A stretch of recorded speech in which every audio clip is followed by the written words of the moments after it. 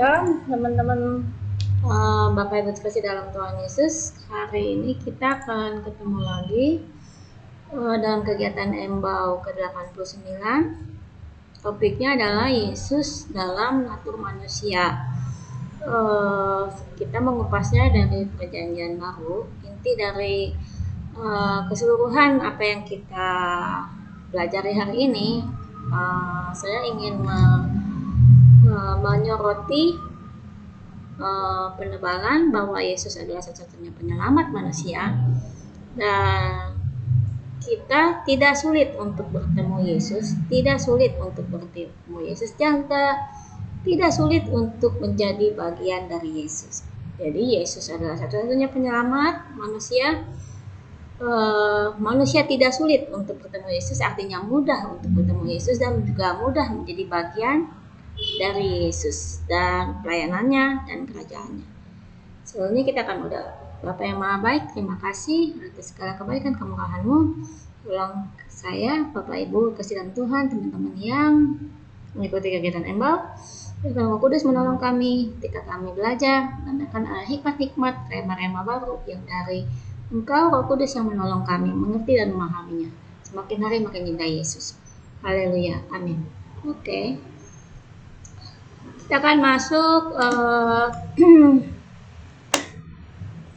Jadi sebelumnya Embau yang lalu kita bicara tentang Yesus dalam natur Allah dalam konteks Perjanjian Baru, ketika Yesus sudah mati di kayu salib dan dia sudah bangkit pada hari ketiga, ya, dan dia menunjukkan dirinya selama 40 hari sebelum dia naik ke surga. Dan sekarang kita akan membahas tentang Yesus dalam natur manusia Perjanjian Baru, ketika Yesus melakukan pelayanannya secara fisik manusia di tengah orang-orang Israel. Nah, kita akan pertama melihat dari perumpamaan tentang penggarap-penggarap kebun anggur. Nah, Tuhan Yesus ngomong sama orang-orang Israel sana, perumpamaan tentang penggarap kebun anggur. Bapak Ibu bisa lihat di Matius 21 ayat 33 sampai 46, Markus 12 1 sampai 12, Lukas 20 9 sampai 19. Cara dari ketiga Alkitab itu yang menuliskan tentang perumpamaan tentang penggarap kebun anggur. Secara ringkasnya dituliskan tentang ada seseorang tuan tanah yang membuka kebun anggur, dan ketika dia membuka kebun anggurnya, tuan ini juga menanam, menanam atau memasang, ya, pagar di sekeliling kebun anggurnya itu. Jadi itu adalah kebun anggur yang khusus punya si tuan tanah itu. Nah, si tuan tanah itu juga menggali suatu lubang untuk tempat memeras anggur, juga mendirikan menara penjaga supaya hasil kebun anggur yang dihasilkan dari kebun yang dimilikinya itu tidak diambil orang luar, di luar dari orang luar yang tidak diketahuinya, ya. Jadi dia juga punya tempat sendiri, lubang untuk memeras anggur, menghasilkan sendiri anggurnya, minuman anggurnya, dan ada penjaga-penjaganya. Selain itu, si tuan tanah ini dia menyewakan kebun itu karena dia tuan tanah, dia tidak mengerjakannya sendiri. Dia menyewakan kebun itu kepada penggarap-penggarap. Semua orang diundang untuk menjadi penggarap-penggarap untuk memelihara, mengatur atau mengelola tanah ke tempat kebun anggur yang sudah dia siapkan itu. Nah, kemudian selain dia sudah melakukan beragam hal, si tuan tanah ini dia juga memiliki hamba-hambanya yang dia suruh untuk mengecek dan menerima hasil kebun dari para penggarap penyewa itu. Jadi hasil sewanya itu harus ada hasil yang diberikan kepada si pemilik tanah. Tetapi apa hasilnya? Para penggarap itu, para penyewa-penyewa itu ternyata memukul dan membunuh hamba-hamba yang ditugaskan oleh pemilik tanah untuk menarik hasilnya. Tetapi si tuan tanah ini sangat baik, dia masih sabar dengan para penyewanya. Lalu dia menyuruh anaknya, ahli warisnya, untuk ketemu langsung sama penggarap itu, penyewa-penyewa itu ya, supaya memberikan hasil kepada mereka. Tapi sekali lagi, para penyewa-penyewa itu, para penggarap tanah yang diizinkan, orang-orang yang diizinkan untuk menggarap tanah itu, ternyata sekali lagi waktu itu dia memukul para hamba, sekarang dia juga menangkap anaknya yang dia kirim. Terus anak itu juga di luar dari kebun anggur. Jadi para penyewa-penyewa ini yang tadinya bapak tuan tanah itu kasih mencari para penyewa, tetapi para penyewa ini mengambil milik apa yang menjadi hak si tuan tanah. Nah, ketika Tuhan Yesus bicara tentang ini di satu rumah ibadat, di depan para imam-imam, kepala ahli Taurat dan tua-tua, mereka sangat tersinggung ya. Mereka tahu itu yang dibicarakan adalah mereka. Jadi para imam-imam, kepala ahli Taurat dan tua-tua, mereka adalah para penyewa-penyewa yang dipercayakan, yang diberi izin sama tuan tanah untuk menggarap kebun anggur yang dimiliki si tuan tanah itu, Bapa di surga ya. Dia kasih memberikan kesempatan kepada para penggarap, memberikan kesempatan kepada para imam, kepala ahli Taurat dan tua-tua untuk mengelola kebun anggur, mengelola jemaat-jemaat umatnya, untuk mengenal dia, mengenal Bapa, dan melakukan seperti yang Allah inginkan. Tapi apa hasilnya? Para penggarap itu, para imam-imam, kepala ahli Taurat dan tua-tua, ternyata mereka tidak mengarahkan jemaat-jemaat atau umat di bawah yang mereka kelola, yang mereka ajarkan itu untuk tunduk kepada Allah, tapi lebih kepada tunduk kepada mereka sendiri, kepada para imam-imam, kepala pengajar ahli Taurat dan tua-tua, bukan kepada Allah. Jadi mereka telah salah menggunakan wewenangnya, telah salah menggunakan apa yang menjadi bagian dari tugasnya. Jadi ketika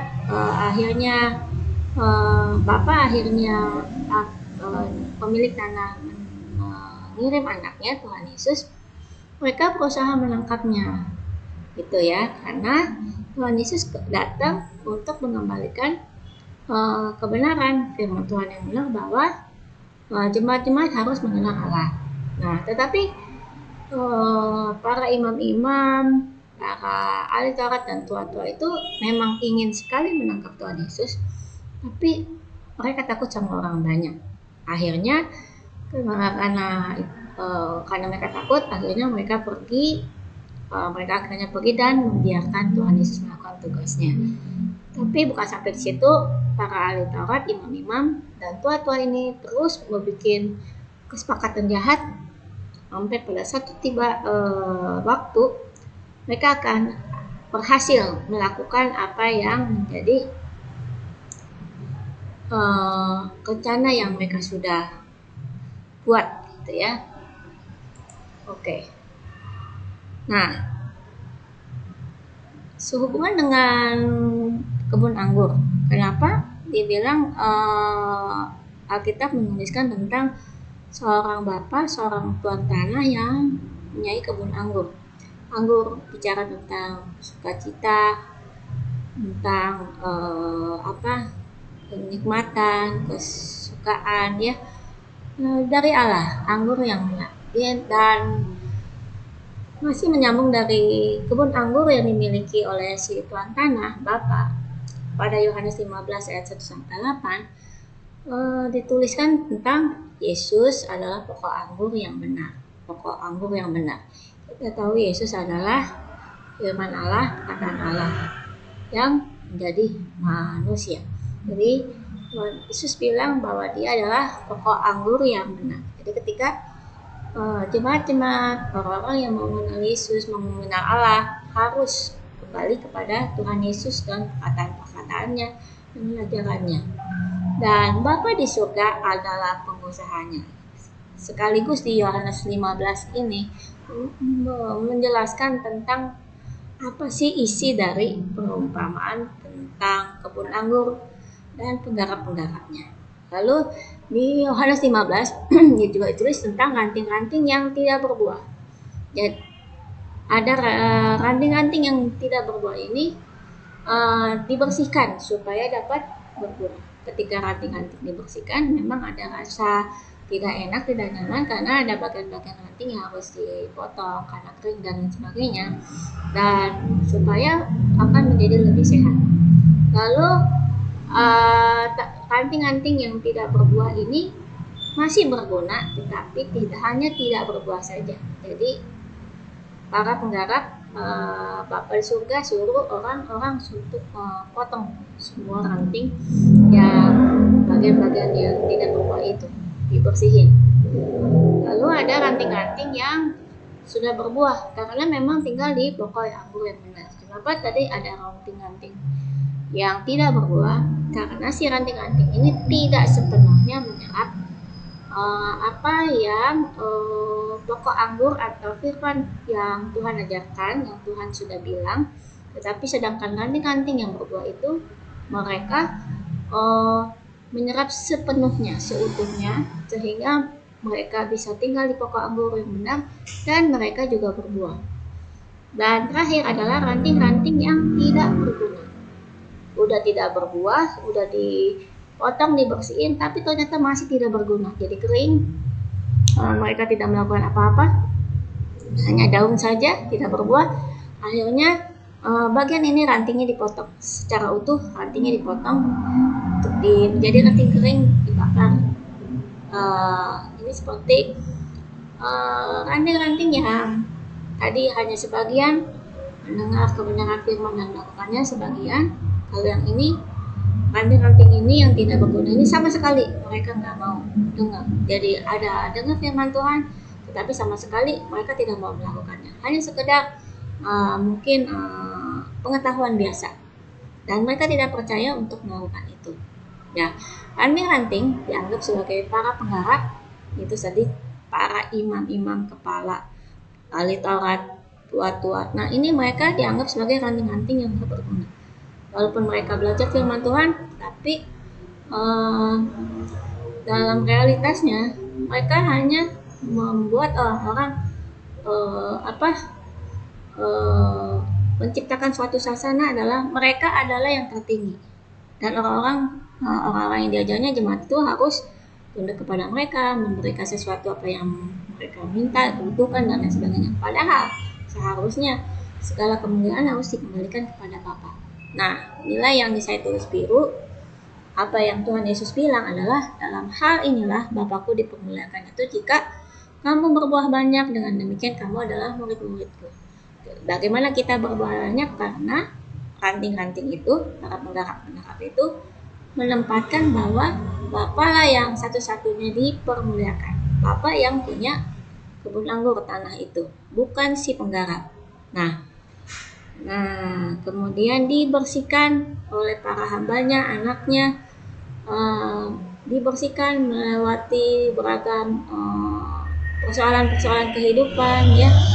Mereka tidak akan kuat dan mereka akan terpotong, jatuh. Nah, adapun orang-orang yang ranting-ranting yang berbuah itu, yang tinggal di pokok anggur yang benar, yang menyerap seluruh kebenaran firman Tuhan, mereka di Mazmur 1 ayat 3 bilang seperti pohon yang ditanam di tepi aliran air yang menghasilkan buah pada musimnya.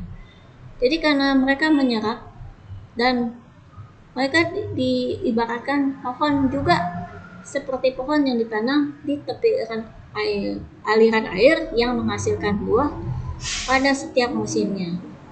Jadi setiap musim mereka pasti berbuah, mereka selalu berhasil berbuah dan tidak layu daunnya. Apa saja yang diperbuatnya berhasil.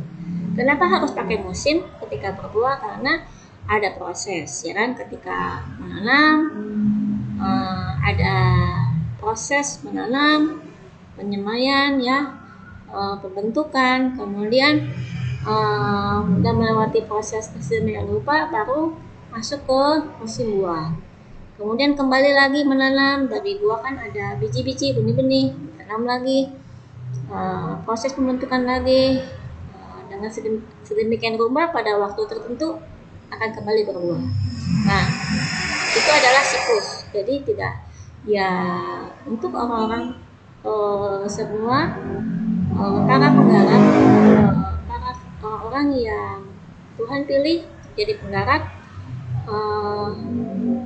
dipinang seperti pohon yang menghasilkan buah pada musimnya dan daunnya tidak layu, dan apa saja yang diperbuatnya berhasil. Ketika mereka sudah menghasilkan buah, mereka tidak menjadi lelah, tidak menjadi sesuatu yang tidak berguna, tetapi mereka akan semakin makin bertambah besar, gitu.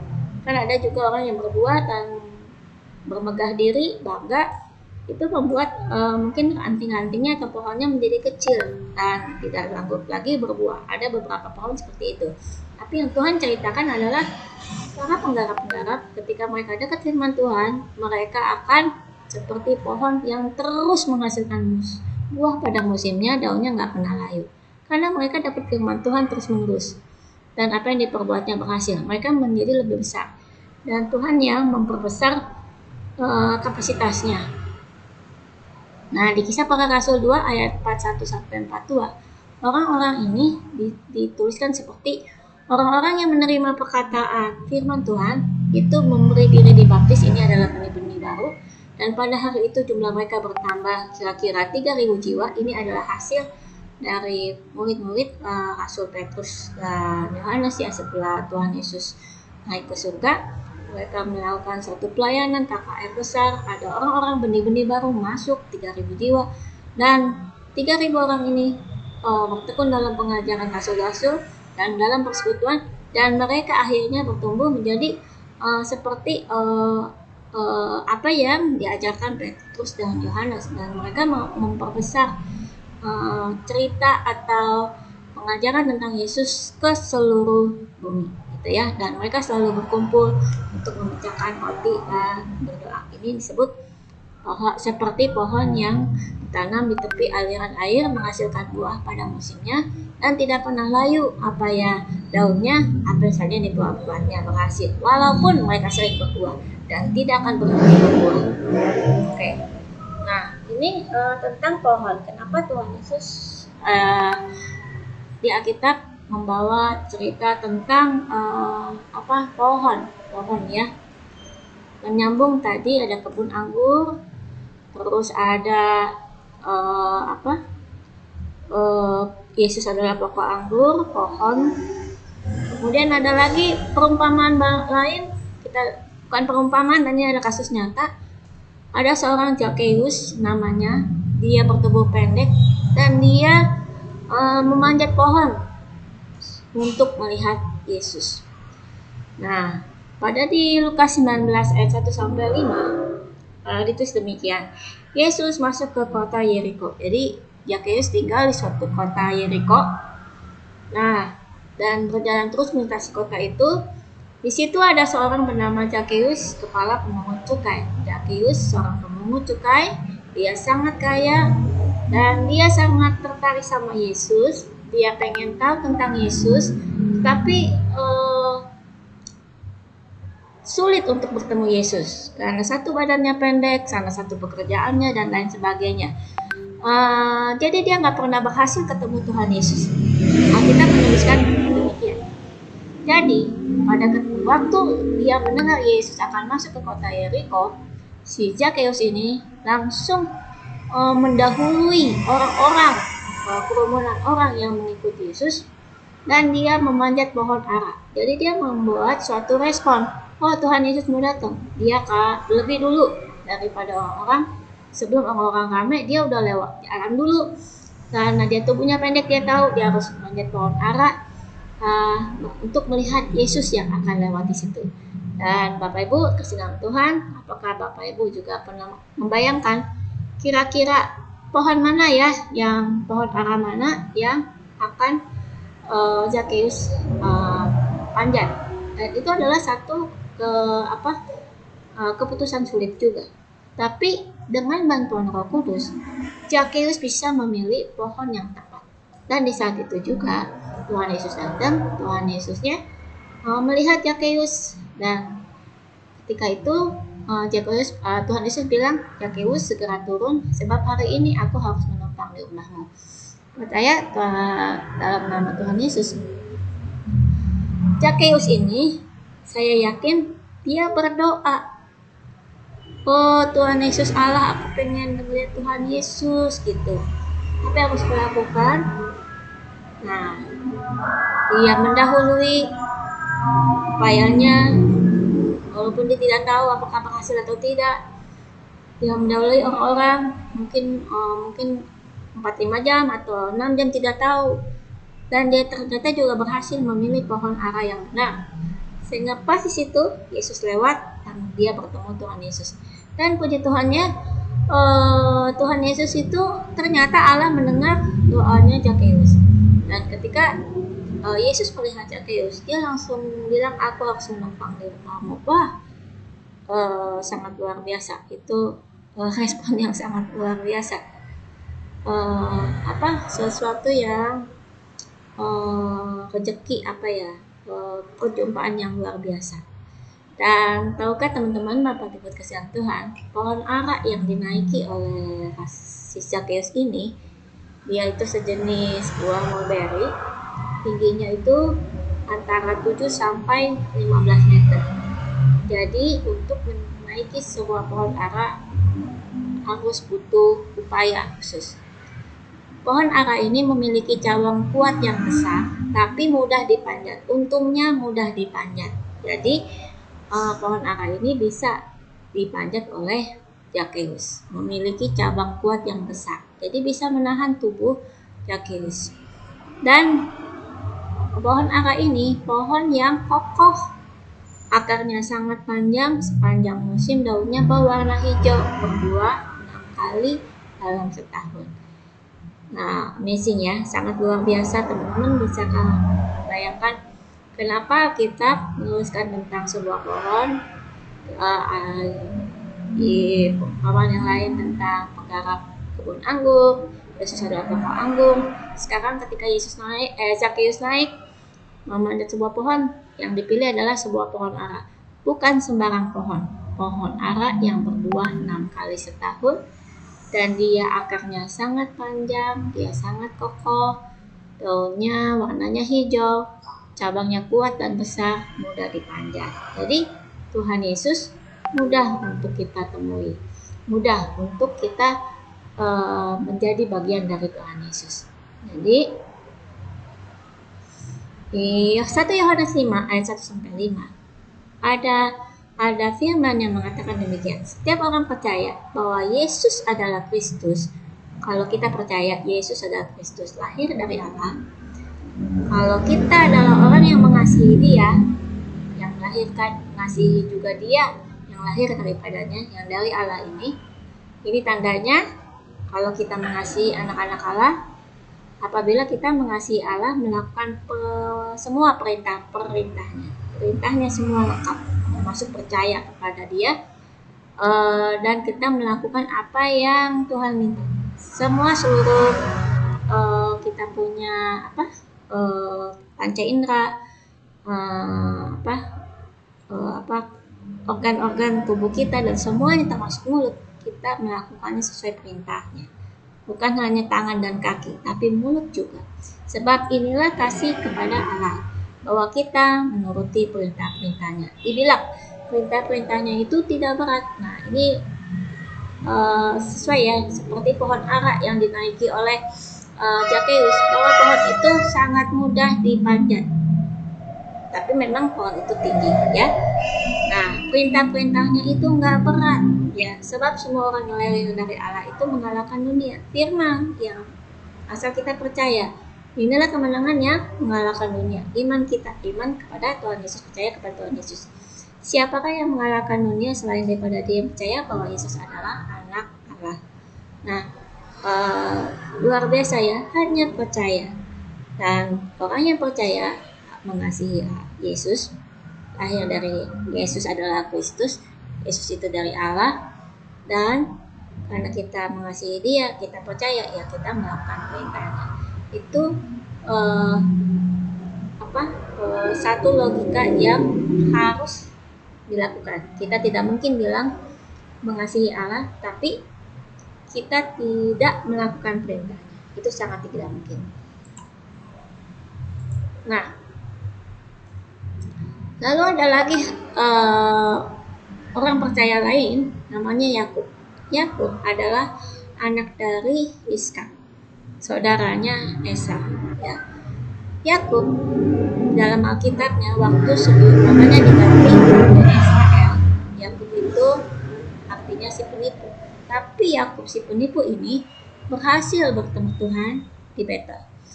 Suatu ketika Yakub berhasil menipu Esau, dia lari ya.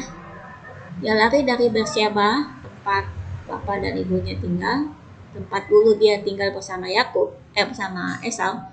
Dari Beersheba dia lari ke Haran. Lalu di suatu tempat di Haran, dia bermalam dan tidur karena capek. Dia mengimpi melihat sebuah tangga yang ujungnya naik, ujung tangganya itu sampai ke langit. Dan dia lihat malaikat turun naik di tangga itu. Bukan naik turun, malaikat tuh dari atas. Jadi Alkitab menulisnya malaikat turun naik. Luar biasa ya, Alkitab menulisnya secara benar gitu. Malaikat turun naik, bukan naik turun ya. Malaikat turun naik, karena malaikat dari atas turun ke bawah naik lagi. Terus ketika dia melihat itu, Tuhan berdiri di samping Yakub dan berfirman. Tuhan Allah itu memperkenalkan dirinya. Akulah Tuhan Allah Abraham, Sarah, dan Iskak. Allah memperkenalkan dirinya kepada Yakub. Dan Allah mengulang janjinya kepada Abraham, Sarah, dan Iskak. Tuhan bilang, aku akan memberikan tanah tempatmu berbaring kepadamu dan keturunan-keturunanmu. Jadi ketika Allah berjanji, janjinya kepada Abraham juga diulang kepada Yakub. Dibilang tanah ini mau dikasih kepada Yakub, kamu dan keturunan Yakub. Tuhan bilang keturunanmu akan sangat banyak seperti debu tanah, empat penjuru, timur, barat, utara, dan selatan. Pada saat Allah Tuhan ngomong seperti ini kepada Yakub, Yakub tidak mengerti akan seperti apa. Tapi dia percaya apa yang menajanya. Tapi kita sebagai pembaca kita tahu bahwa Yakub ketika nanti dia punya istri 2 orang, Lea dengan Rahel, dia memiliki 12 orang anak. Keturunannya akan sangat banyak seperti debu tanah, dan Allah Tuhan memberkati semua orang di bumi karena Yakub dan keturunannya. Ini adalah janji yang dia berikan kepada Abraham, dan dia juga ulang lagi kepada Yakub. Dia bilang, Tuhan akan menyertai, melindungi, dan membawa Yakub untuk kembali ke negeri ini. Artinya, kemanapun Yakub pergi, Tuhan akan menyertai dia. Dan ketika Yakub sudah berjalan jauh dari tempat tanahnya yang dia tidur ini, Tuhan akan kembali lagi membawa dia ke tanah itu, ke negeri itu. Dan Tuhan berjanji dia akan melakukan apa yang dijanjikannya kepada Yakub. Apapun kesalahan, penyimpangan yang dilakukan Yakub dan keturunannya. Nah, ketika Yakub bertemu Tuhan, Yakub menamai tempat itu Betel. Padahal sebelumnya nama tempat itu adalah Luz. Nah, ada perbedaan. Pertama adalah ketika kita balik bahwa Yakub si penipu, orang yang melakukan dosa karena ketidaktahuannya, tetapi karena janji Tuhan kepada Abraham dan Iskak terus menurun, Yakub berhasil mendapatkan hak keturunan, dan Tuhan memberikan meneruskan janjinya kepada Abraham dan Iskak itu kepada Yakub lagi. Nah, ketika Tuhan bilang Tuhan akan memberkati orang-orang karena semua orang di muka bumi karena Yakub dan keturunan Yakub. Dan ini yang terjadi ketika Yakub tidur di tanah itu yang awalnya namanya Luz. Ketika Yakub bertemu Allah, dia mengganti nama tanah itu menjadi Betel. Semula kota nama Luz tanah itu hanya artinya pohon almond, kota tua Kanaan Filistin. Artinya juga nggak terlalu bagus, pemisahan, suatu keberangkatan. Benih dengan kulit yang keras artinya sesuatu hal yang harus dikerjakan dengan sulit di tanah itu, tempat itu. Nah, ini juga ada di International Standard Bible Encyclopedia bilang terus itu artinya pohon almond, kayu almond, tulang, ya, sesuatu yang keras harus diupayakan sedemikian rupa, ya. Tetapi ketika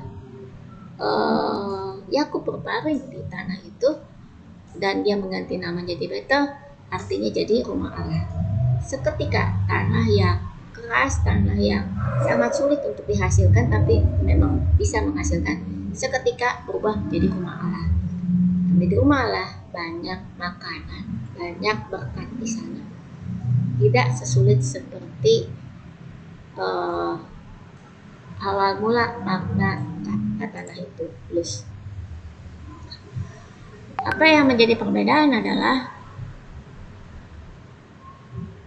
Yakub percaya kepada perkataan Allah. Yakub percaya kepada Tuhan Yesus, dan dia bertemu Yesus dan melakukan perintah-perintahnya. Ketemu Allah dan perkataannya. Yesus adalah perkataan firman Allah yang menjadi manusia.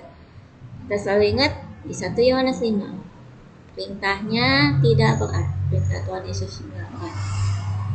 Kita hanya perlu percaya kepada Tuhan Yesus, mengasihi Dia, melakukan apa yang menjadi perintahnya, dan setiap orang yang mengasihi dan percaya kepada Tuhan Yesus, kita akan mengalahkan dunia.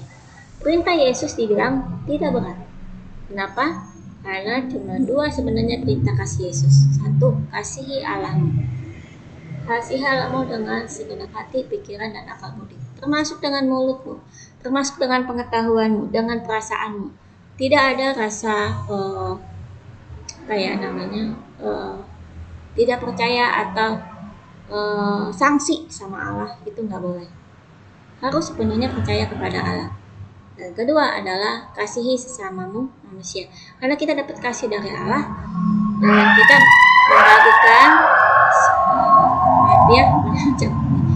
membagikan kasih Allah itu kepada orang-orang di sekeliling kita. Karena orang-orang sekeliling kita yang sudah terbiasa tinggal di dunia, mereka tidak mengenal kasih Allah, mereka tidak mengenal Allah, dan kita perlu memperkenalkan ini supaya mereka, ketika mereka mengenal Allah, mereka mendapatkan kasih Allah juga, dan mereka bisa mengasihi Allah dengan benar. Kasihi sesama manusia. Jadi konteks kata mengasihi Allah, perhatikan apa yang jadi perkataan firman Allah. Kedua, memberikan yang terbaik.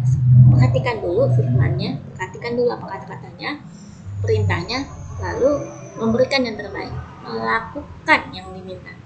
Memberikan terbaik termasuk pemahaman kita, nggak ngerti ya kita doa, minta hikmat gitu ya. Melakukan apa yang diminta sedemikian rupa, mengingat setiap perkataannya dan bersyukur dan berterima kasih. Jadi ketika kita mengasihi Allah, perhatikan apa yang jadi firman-Nya, memberikan yang terbaik. Setelah apa yang kita perhatikan itu, melakukan semua apa yang dimintanya, mengingat setiap perkataannya, bersyukur dan berterima kasih. Konteks mengasihi Allah itu lengkap. Dan apa yang masuk dalam konteks kasihi sesamamu manusia? Kita tinggal meniru apa yang Tuhan Yesus sudah kerjakan selama pelayanan Tuhan Yesus di tengah orang Israel. Meniru saja, mendoakan orang sakit, memberikan pengampunan, tetap memberikan kasih, penuh kesabaran, menginjil ya, memberitakan firman Tuhan dan lain sebagainya. Menjadikan diri teladan bagi orang lain demi kebaikan orang lain. Menjadikan diri teladan bagi orang lain. Jadi udah ngajarin diri sendiri juga harus melakukan apa yang dikatakan itu.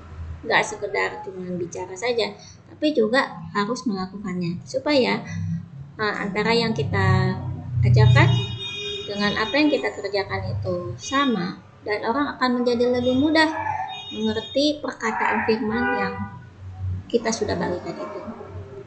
Mengampuni orang lain sudah pasti, karena ini juga yang Tuhan Yesus lakukan.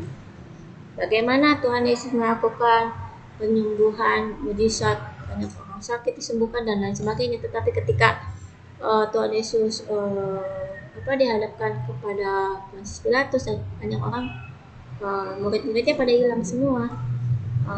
Orang bilang salibkan dia, tetapi Tuhan Yesus Tuhan Yesus nggak marah, mengampuni semua orang itu. Dia tahu orang pada takut. Dan 4, mengajak dan membuat orang lain mengenal. Jadi dalam kasih sesama, karena kita punya kasih kompartemen kasih Allah yang gede ya. Kita harus mengajak dan membuat orang lain mengenal Allah. Itu fungsi kita. Kasihi sesama manusia. Jadi ketika kita mengasihi sesama, melakukan perbuatan baik, perbuatan baiknya harus benar, membuat orang lain bertumbuh. Jadi perbuatan baik harus punya konsep membuat orang lain menjadi versi yang lebih baik. Ketika kita mengenal Allah, kita juga menjadi versi seperti saya mengenal Allah, saya menjadi versi yang lebih baik. Dan itu juga ketika saya menjadi versi yang lebih baik, saya memperkenalkan Tuhan Yesus kepada orang lain, saya melakukan perbuatan baik. Ketika saya melakukan perbuatan baik, saya juga mengarahkan orang untuk menjadi versi yang lebih baik. Bukan hanya meringankan saja, tapi dia harus memiliki satu pemahaman menjadi diri yang lebih baik. Misalnya ketika kita menolong orang yang membutuhkan. Pertama, kita menolong dalam keadaan darurat. Kedua, kita mungkin harus berpikir, kalau hanya sekedar menolong seperti ini lebih baik, pertama memberikan ya ilustrasinya. Kedua, kita harus bikin kailnya supaya mereka bekerja, bukan hanya senang menampung ikan, mendapatkan ikan. Itu tidak baik ya. Jadi ketika orang hanya terlalu mudah untuk mendapatkan ikan saja, apa yang diminta, dan mereka tidak berusaha untuk menghasilkan ikan itu. Padahal yang Tuhan firmankan, ketika firman ada di dalam hati, dalam pikiran, pengetahuan orang-orang yang dikasihi Tuhan itu, ranting-ranting yang berbuah itu, harusnya firman itu seperti kail yang menghasilkan ikan-ikan buat orang ya. Oke. Jadi di Matius 11 ayat 28 dan 30, makanya dibilang perintahnya enggak berat. Ketika ada perintahnya, ada hukum. Nah, ini di Matius 11 ayat 28 bilang 30, Tuhan Yesus bilang gini, marilah kepadaku semua yang letih lesu dan berbeban berat, gitu ya. Yang letih lesu dan berbeban berat. Udah ada orang-orang yang gatel, letih lesu, udah capek, penuh beban. Aku memberi kelegaan kepadamu. Tuhan Yesus bilang kasih kelegaan. Pikulah yang ku pasang. Jadi orang-orang yang udah datang letih lesu berbeban berat, bukan dikasih enak aja ikan, tapi Tuhan bilang pikulah kuk yang ku pasang. Kamu capek, kamu letih, kamu lesu, kamu berbeban berat, oke. Tapi kamu juga harus sekarang pikulah kuk yang ku pasang, belajar kepadaku. tentang berita firman Tuhan. Karena aku lemah lembut dan rendah hati, dan jiwamu akan mendapat ketenangan. Di dalam firman Tuhan, kita harus belajar, walaupun kita dalam pergumulan kita lelah, kita lesu, kita beban berat, tapi ada hook yang dari Tuhan yang dipasang buat kita masing-masing, dan kita harus belajar. Dibilang hook yang kupasang itu enak dan bebanku pun ringan. Sama seperti tadi, Zakheus naik ke pohon ara yang tingginya 7-15 meter, tetapi pohon itu mudah untuk dipanjat, bukan susah. Jadi mudah untuk ketemu Tuhan Yesus. Tapi terus di Wahyu 2 ayat 25 juga bilang, tetapi apa yang ada padamu peganglah itu sampai aku datang. Ini ketika kita berbeban berat, kita masih dalam Tuhan Yesus yang terpasang di beban kita, ketika kita mulai lelah menunggu Tuhan Yesus, kapan datang. Nah, tapi Tuhan bilang, apa yang ada padamu itu peganglah sampai aku datang. Apa yang ada padamu? Firman Tuhan. Apa yang ada padamu? Ampuni. Apa yang ada padamu? Pengetahuan. Pegang terus, tidak menjadi goyah. Itu yang dibilang Wahyu 2 ayat 25. Bertemu Yesus, melakukan perintah-perintahnya. Ketika kita mengasihi Tuhan, udah pasti kita harus melakukan perintahnya. Bukan sekedar aku mengasihi tapi tidak melakukan perintahnya. Lalu Tuhan Yesus ngajarin ketika dia jadi manusia, apa yang dilakukan? Dia fokus kepada Allah, tetap melakukan ibadahnya. Yesus tetap pada ibadahnya. Yesus ada ketika menjadi manusia, Yesus berdoa. Yesus sangat senang berdoa. Berdoa adalah caranya beristirahat. Nah, hebat ya. Berdoa adalah caranya beristirahat. Berdoa adalah bagian dari hidupnya. Doa menjadi nafas dari hidupnya. Berdoa adalah kebutuhan utama dalam hidupnya.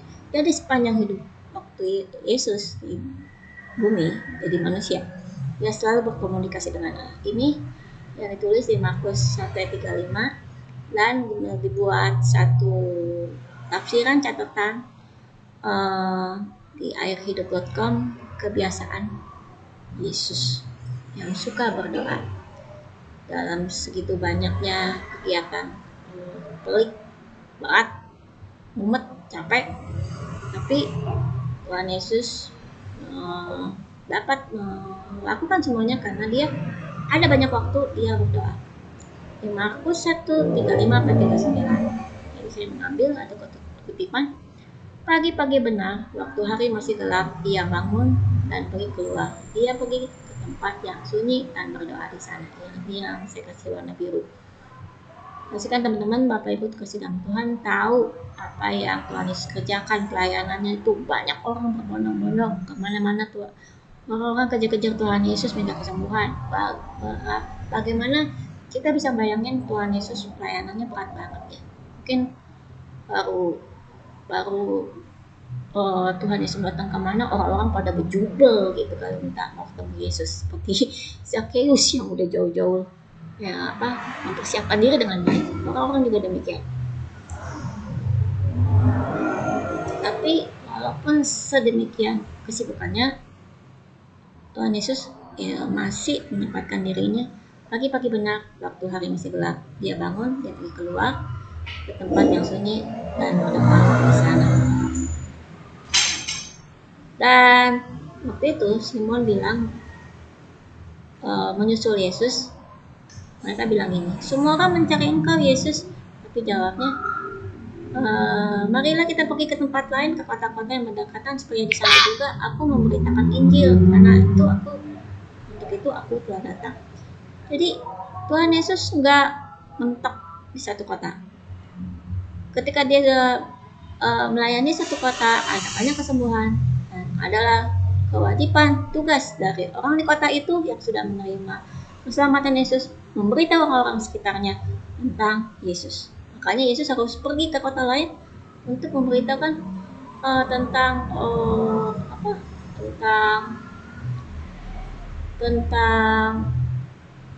Yesus di kota-kota lain. harus banyak hal, dan mujizat-mujizat harus dinikmati oleh orang-orang Israel pada waktu itu. Itu misi utama Yesus. Nah, lalu dari tempat itu dia pergi lagi ke seluruh Galilea, memberitakan Injil dalam rumah-rumah ibadat mereka dan mengusir setan-setan.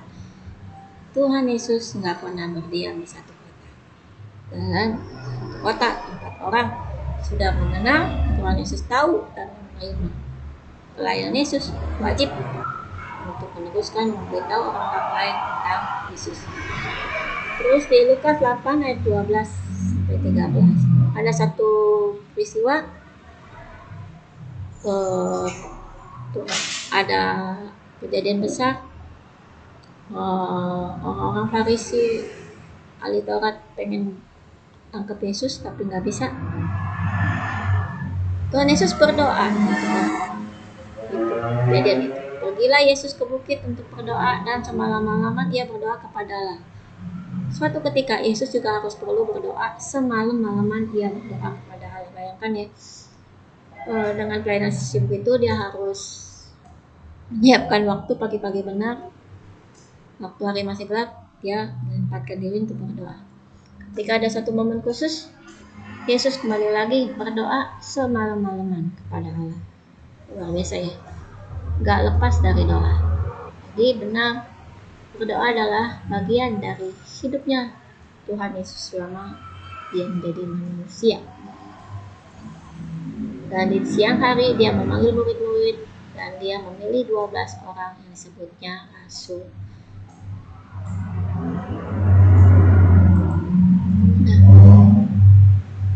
Tadi selain dia kan menjadi Yesus yang jadi manusia, harus fokus kepada Allah. Fokus kepada Allah dalam realitas perlakuannya adalah dia tetap beribadah, berdoa. Dan yang kedua, dia tetap melayani sesama. Karena dia tahu untuk melayani sesama, Tuhan Yesus tidak bisa kerjakan sendiri semua apa yang menjadi bagiannya. Tuhan Yesus nggak bisa lakukan. Nah, dia harus banyak. Dia tahu ini adalah proyek besar. Dia harus panggil orang-orang untuk menolong dia. Jadi Yesus menunjuk murid-murid sebanyak 12 yang pertama. Kemudian Yesus juga menunjuk 70 murid-murid lagi untuk diutus pergi ke kota-kota lain, pergi berdua-dua. Nah, Yesus tahu pelayanan dia sangat gede dan banyak, dan dia tidak mengambil sedemikian rupa bahwa pelayanan itu eksklusif untuk dia. Tidak, tapi dia memanggil banyak orang untuk bisa menolong dia, membantu supaya apa yang menjadi tugas Yesus ketika Yesus menjadi manusia, pelayanannya sungguh-sungguh optimal dan maksimal. Saya pikir begitu. Dan Yesus tetap menyembuhkan orang sakit, menyembuhkan orang-orang lumpuh.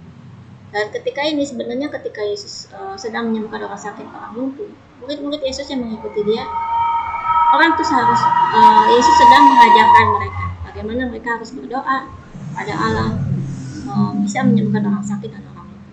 Pada akhirnya setelah Yesus naik ke surga, murid-murid juga bisa melakukan hal demikian, menyembuhkan orang-orang sakit dan orang-orang lumpuh, dan mengajarkan kebenaran tentang Allah. Karena kebenaran tentang firman harus terus kita kasih tahu ke semua orang. Kasih Allah ini harus kita kasih tahu semua orang. Dan Tuhan Yesus tidak istirahat ketika pada hari Sabat. Padahal hari Sabat katanya kan yang dikhususkan untuk orang-orang Israel untuk beribadah kepada Allah. Tapi pada hari Sabat pun Yesus tetap menyembuhkan orang-orang, dan dia berdoa. Bukan berarti Tuhan Yesus tidak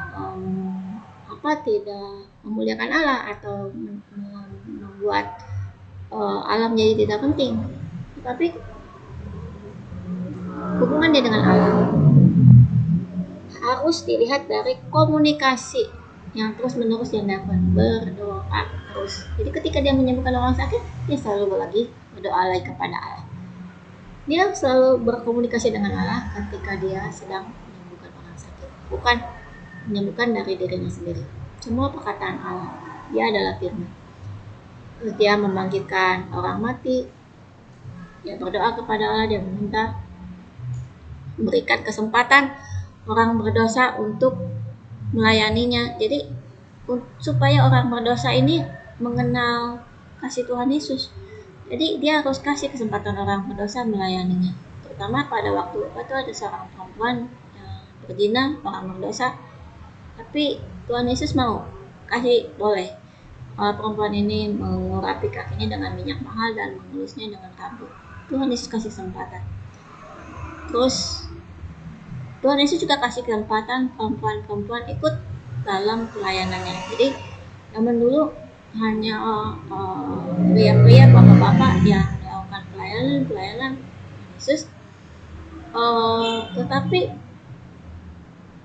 para perempuan juga dikasih kesempatan. Pada waktu itu perempuan-perempuan ini melayani dalam bentuk mensupport, memberikan dukungan kepada pelayanan-pelayanan yang dilakukan para bapak-bapak ini. Misalnya dengan memberi makan minum, bukan uang dan lain sebagainya, dan pengaturan-pengaturan. Mereka perempuan-perempuan ini ikut dalam pelayanan Tuhan Yesus di versi belakang, di layar belakangnya. Di depannya adalah bapak-bapaknya. Lalu dia juga, Tuhan Yesus mengajar murid-murid ya, cara meredakan angin ribut, mengusir roh jahat, menyembuhkan orang sakit, membangkitkan orang mati. Ada banyak hal yang Yesus ajarkan ketika pelayanan 3,5 tahun, sangat maksimal. Tuhan Yesus menggunakan waktunya sedemikian rupa. Melayani sesama, sambil dia melayani, dia juga ngajarin murid-muridnya. Dan perempuan-perempuan tadi yang dibilang ikut dalam pelayanan itu melayani dengan kekayaan mereka. Lukas 8 ayat 2-3. Di situ dikatakan ada Maria Magdalena yang dibebaskan dari 7 roh jahat menjadi perempuan, salah satu perempuan yang ikut dalam pelayanan itu. Ada Yohana, istri Kusa, bendaharanya Raja Herodes, juga ikut dalam pelayanan di sana. Susana, juga banyak yang lain. Dan di sini saya mencatat untuk kebangkitan orang mati, Tuhan Yesus tidak hanya membangkitkan Lazarus saja, tapi memang Lazarus, peristiwa Yesus Lazarus dibangkitkan menjadi suatu yang fenomenal. Tapi ada orang mati lain yang Tuhan Yesus bangkitkan. Setidaknya ada 3. Pertama, anak muda di Nain, di Lukas 7 ayat 12-15. Suatu hari Tuhan Yesus lihat ada orang-orang yang bawa usungan, orang mati, ada janda miskin yang nangis-nangis, dan hati Yesus tergerak. Tuhan Yesus berdoa, anak muda yang mati itu bangun. Ada lagi anak perempuan Yairus di Lukas 8:49-55. Yairus minta tolong Tuhan Yesus, mau menyembuhkan anaknya. Tapi pas Yesus datang, anaknya udah mati, kata pelayannya. Tapi Yesus bilang, tidak, anak itu hanya tidur dan dia bangun. Apa yang menjadi perbedaan?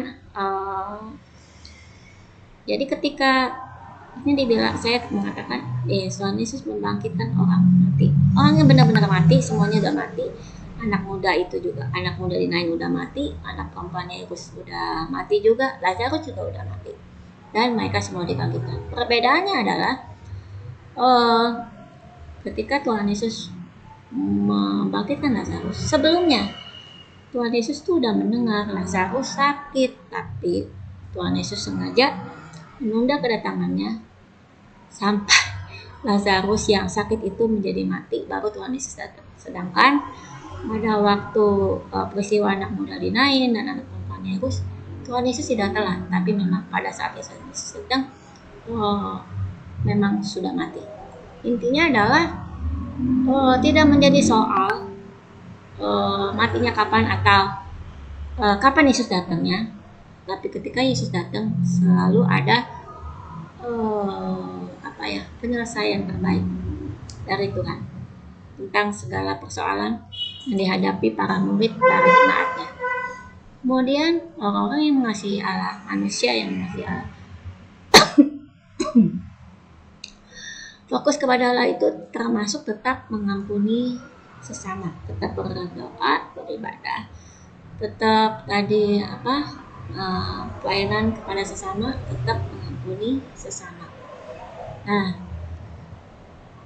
ini yang Tuhan Yesus katakan, tidak semua doa perkataan Yesus orang yang disembuhkan itu selalu bilang, oh dosamu sudah diampuni. Tidak semua, tapi hanya beberapa orang dia bilang, hai saudara, dosamu sudah diampuni. Itu Lukas 5 ayat 20. Itu ketika Tuhan Yesus ngomong ada orang-orang yang bergotongan mengusung orang lumpuh dan hai saudara, dosamu sudah diampuni. Bukan dia bilang imanmu yang mengampuni, tapi imanmu sudah menyelamatkanmu. Seperti janda yang mengharapkan remah-remah di bawah meja Yesus, remah-remah roti. Kemudian perempuan yang pendarahan, ya, iman kepala Kapernaum, kepala pemuda Kapernaum, iman yang memberikan terjadinya mujizat. Tapi ada beberapa hal Tuhan Yesus berdoa untuk pengampun. Hai saudara, dosamu sudah diampuni. Tadi tidak semua orang Tuhan Yesus berdoa sedemikian. Lalu ada lagi, tadi perempuan berdosa yang mengurapi kaki Yesus. Tuhan Yesus memang ngomong, dosamu telah diampuni. Ya, kadang orang-orang mencibir, kamu perempuannya berzina, tidak kudus, tidak kotor. Tapi Tuhan Yesus menghargai dan memberikan kesempatan untuk bertobat. Dan Tuhan Yesus sehubungan dengan ini, Tuhan Yesus kasih satu perumpamaan di Lukas 16 ayat 8 sampai 9 tentang bendahara yang jujur. Suatu ketika si bendahara gak jujur ini ketahuan oleh majikannya dan dia mau diadili, ya, ditangkap. Tapi karena si bendahara ini supaya gak dipersalahkan, boleh diampuni sama sama tuannya, si bendahara yang tidak jujur ini mengambil catatan hutang di bawah dia dan memberikan diskon, ya, misalnya potongan hutang dari yang satu orang yang berhutang 100 tempayan minyak jadi 50 tempayan minyak. Luar biasa, ya, dipotong itu hutangnya. Terus ada lagi yang hutang 100 pikul gandum dipotong jadi 80 pikul gandum. Apa maksudnya? Dan Yesus berkata, ikatlah persahabatan dengan mempergunakan mamon yang tidak jujur. Karena Yesus tahu kita sejatinya manusia itu memiliki dosa bawaan asal, ya, di daging kita udah ada. Dan ada banyak hal manusia walaupun mengenal Tuhan Yesus juga ada hal kita masih melakukan keinginan daging yang kita nggak sadari. Tapi dengan kita tahu keberadaan kita menyadari, kita minta ampun, dan kita juga memberikan pengampunan ke orang-orang lain di sekitar kita. Ya, seperti tadi si bendahara tadi, dia memberikan potongan-potongan khusus. Bendahara ini kan gak jujur, dia mungkin juga mencuri atau mencatut apa yang menjadi bagian kebutuhannya. Tapi dia memberikan potongan kepada orang lain yang ngutang itu, yang dikasih potongan 50 tempayan minyak, 80 pikul gandum, setidaknya dia mau beralibi, ya, beralasan kepada tuannya, ya, saya memang tidak jujur, tapi saya menggunakan bagian yang tidak jujur itu untuk menolong orang lain. Ini adalah mengikat persahabatan mamon yang tidak jujur, supaya jika mamon itu tidak dapat menolong lagi, kamu diterima di dalam kemah abadi. Nah, fokus kepada Allah juga tentang tetap percaya kepada firman Tuhan di tengah banyaknya persoalan. Tentang hal ini, Tuhan Yesus selama pelayanannya 3,5 tahun yang dicatat oleh 4 orang penulis kitab, kita melihat bagaimana Yesus waktu sebelum memulai pelayanan, Yesus harus menghadapi pencobaan di padang gurun. Itu pencobaan yang berat, 40 hari tanpa makan apa-apa. Memang karena di padang gurun tidak ada apa-apa ya. Kemudian ketika Tuhan Yesus sudah mulai mengajar di rumah di padat bayar Galilea ya, orang-orang mendengar Yesus dengan seksama, tapi tiba-tiba dia ditolak di Nazaret. Coba bayangkan kalau kita seperti itu, kita ditolak di rumah sendiri, gak dipercaya. Tapi Tuhan Yesus tetap gak kecewa, walaupun ditolak di lingkungannya sendiri. Yang ketiga, dia tetap percaya walaupun banyak rintangan, terus mengabarkan Injil ke berbagai kota sesuai dengan perintah Allah. Dia tidak berdiam di satu kota, dan dia tidak menjadikan dirinya sebagai one man show, orang yang satu, hanya dia, tidak. Tapi dia hanya mengagungkan Allah, sehingga dia tidak berdiam di satu kota. Ketika satu kota dia sudah selesaikan pelayanannya, lalu adalah tugas orang-orang di kota itu yang sudah menerima pelayanannya untuk kembali meneruskan, melanjutkan, memperkenalkan Yesus kepada orang lain yang belum ketemu Yesus. Keempat, berbagi tugas dengan orang lain. Dan Tuhan Yesus perlu mengangkat murid-murid 12 dan 70. Dan ketika Tuhan Yesus naik ke surga, lebih banyak lagi orang-orang yang ditugaskan. Tidak menjadi satu-satunya orang khusus yang hebat dan luar biasa yang melakukan pertunjukan kehebatan kuasa Allah, tidak, tapi berbagi tugas dengan orang lain. 5. Tuhan Yesus itu selalu fokus ketika dia menjadi manusia. Tujuan dan keinginan Allah harus menjadi yang utama, harus dilakukan, walaupun harus mendobrak ritual, kebiasaan dunia atau pemikiran-pemikiran dunia yang kolot ya. Berani menyelesaikan tugas walaupun melawan peraturan dunia. Salah satu itu ketika Yesus menyembuhkan di hari Sabat. Orang-orang Israel zaman dulu bilang orang Sabat tidak boleh melakukan pekerjaan, dan menyembuhkan orang sakit dengan berdoa dianggap suatu pekerjaan. Tuhan Yesus dianggap itu melakukan suatu kesalahan. Tapi dia berani menerobos bahwa keselamatan jiwa orang sakit lebih penting. Keenam, tetap berdoa dan tetap percaya walaupun di tengah banyaknya persoalan, dan dia membuat punya waktu yang tetap pribadi secara khusus, tidak terjebak dalam kesibukan pelayanan. Tadi seperti apapun Tuhan Yesus, pelayanannya seabrak-abrak banyaknya, dia ada waktu untuk berdoa di pagi hari. Dia juga harus berdoa khusus syafaat ketika ada suatu momen khusus, dia harus berdoa semalam. Dan ketujuh, dia tetap melakukan pekerjaan pelayanan di tengah kekhawatiran, gejolak politik pada waktu itu.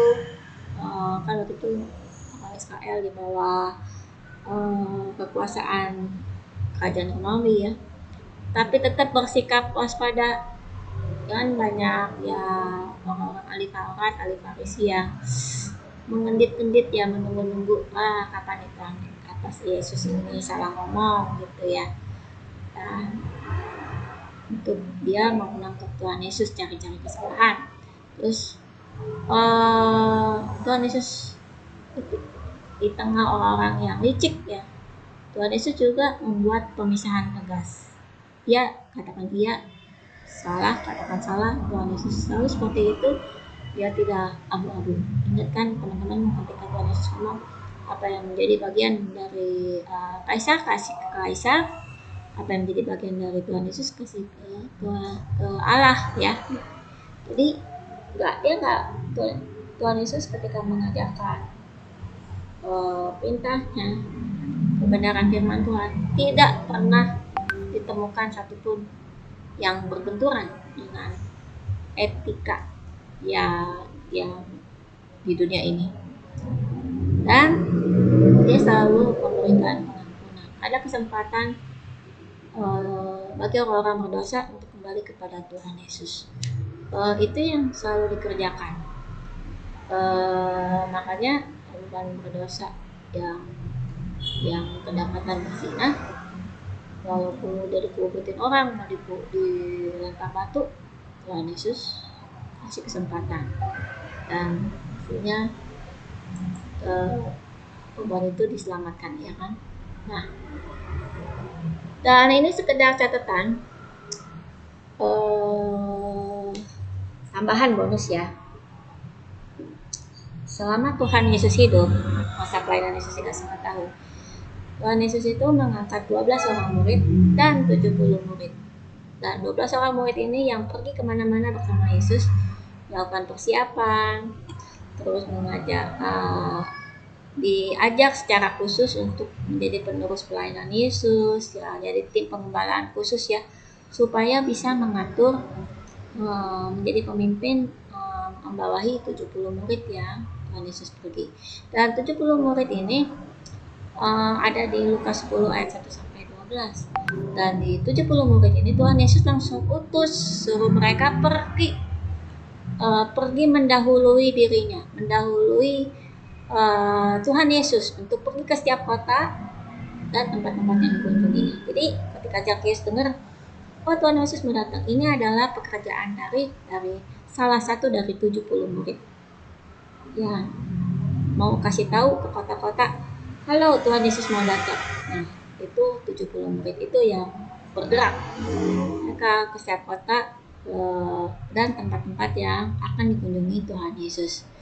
Dan sangat banyak, pelayan banyak tapi pekerjaannya sedikit.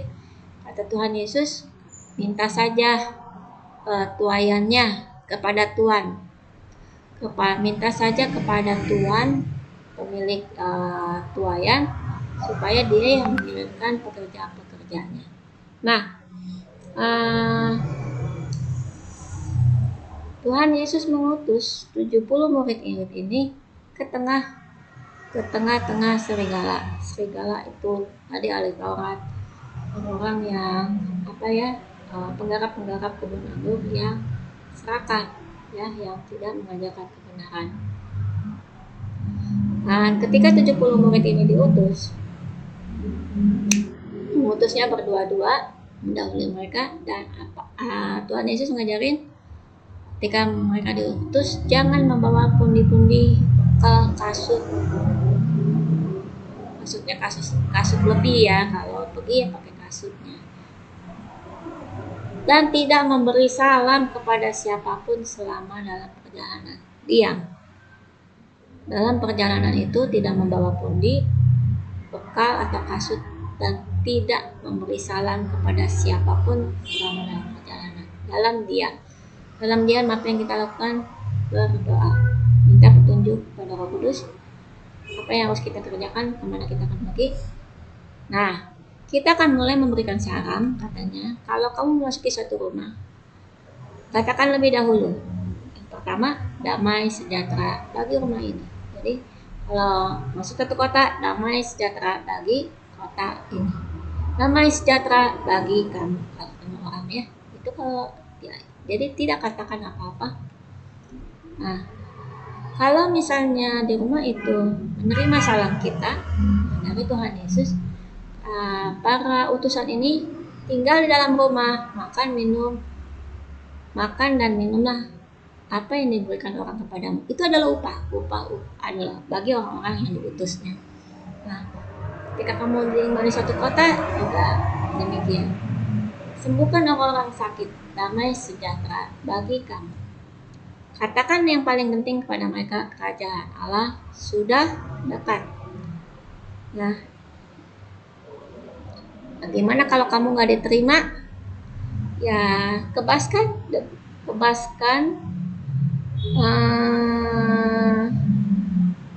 debu kaki katanya.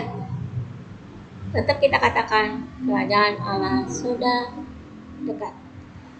Tidak menjadi marah ketika kita tidak diterima.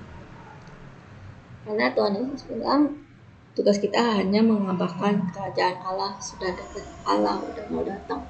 Nah, sama seperti kegiatan Embau ini, mengajak teman-teman Bapak Ibu tentang Tuhan, kita makan kita Tuhan Yesus, belajar tentang firman Tuhan, kita menjadi punya fondasi yang kuat.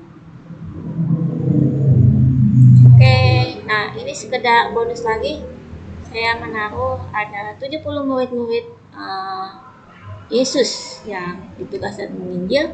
Memang di firman Tuhan di Alkitab kita nggak tertulis, tapi ini ditulis di satu buku, di catatan seorang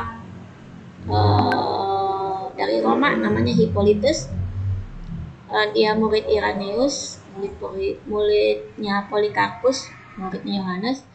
Dalam satu catatan on the 12 Apostle of Christ, mengenai 12 Kristus dan mengenai 70 Rasul Kristus. Jadi dia tulis catatan ini yang diketemukan orang-orang pada abad ketiga, dan catatan ini ada di biara Gunung Athos tahun 1854. Sebanyak ini murid-muridnya. Dan Tuhan Yesus juga membagikan hukum yang tidak membingungkan. Itu berlanjut. Jadi teman-teman akan ketemu ada 7 hukum Musa. Itu yang dilakukan, yang dianut, yang dilakukan oleh orang-orang non-Yahudi. Saya, Bapak Ibu, kasihan Tuhan juga kita termasuk ini. Kita lagi melakukan 7 hukum Musa. Berarti 7 hukum Musa ini juga adalah bagian penuh sepenuhnya dari 10 hukum Taurat. Perbedaannya adalah